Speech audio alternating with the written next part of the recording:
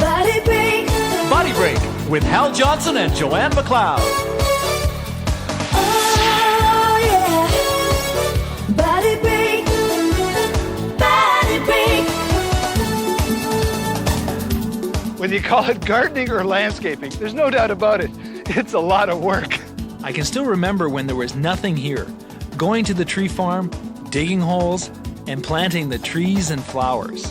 But you do get to sit back and enjoy what you've accomplished. Joe, I don't remember you working up much of a sweat, hey, Reg? Sure I did. Come on up, well, buddy. in any case, here are a few tips to make your gardening or landscaping easier. Stretch before, during, and after you garden, such as this walk the wall stretch. When you gather leaves, hold the rake close to you.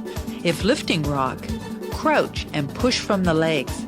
And to take the pressure off your knees, use a thick pad or small chair. Many tools have padded handles and they can reduce joint stress.